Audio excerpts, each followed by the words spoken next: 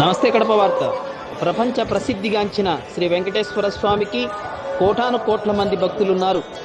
వీరిలో డాబు దర్పము కోర్కెల చిట్టాతో నిత్యం దర్శించుకునే వారి సంఖ్య ఎక్కువ ఉంటుంది. ప్రస్తుత ఆధునిక యుగంలో తిరుమల మెట్ల మార్గంలో కాలినడకన వెళ్ళడానికి చాలామంది విముఖత చూపుతారు. ఎందుకంటే ఎక్కడానికి కష్టపడాల్సి వస్తుందని సులభంగా స్వామి దర్శనం చేసుకోవడానికే ప్రతి ఒక్కరూ ప్రయత్నిస్తూ ఉంటారు. ముఖ్యంగా ఈ మధ్య శ్రీ వెంకటేశ్వర స్వామిని కాలినడకన వెళ్ళి దర్శనం చేసుకున్న ఇద్దరి భక్తుల గురించి తెలుసుకోవాల్సిన అవసరం ఎంతైనా ఉంది. వారిలో తమిళనాడుకు చెందిన నవనీతమ్మ వయస్సు 116 సంవత్సరాలు, అంటే 100 సంవత్సరాలు దాటి పైగా 16 సంవత్సరాలు గడుస్తోంది. 40-50 సంవత్సరాలకే మోకాళ్ళు నొప్పులంటూ తలబట్టుకుంటాం.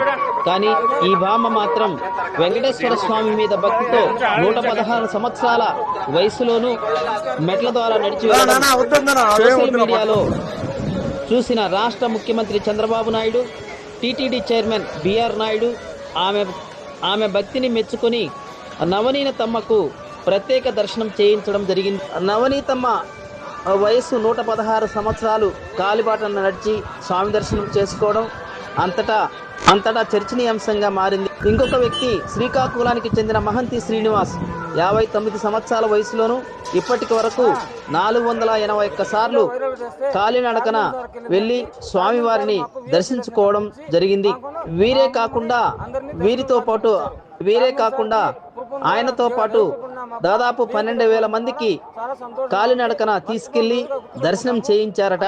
ఈ ఇద్దరి భక్తులైన నవనీతమ్మ, మహంతి శ్రీనివాస్ మిగతా వారికి ఆదర్శంగా నిలిచారు.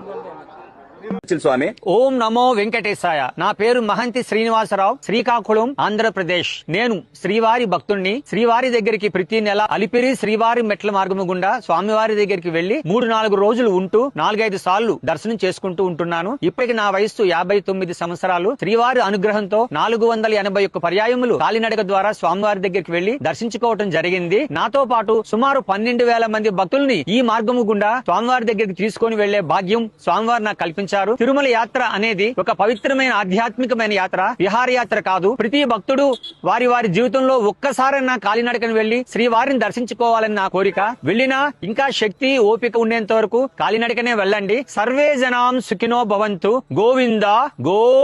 ప్రతి ఒక్కరూ తప్పనిసరిగా యూట్యూబ్ లోకి వెళ్ళి కడప వార్తను లైక్ చేయండి, సబ్స్క్రైబ్ చేయండి.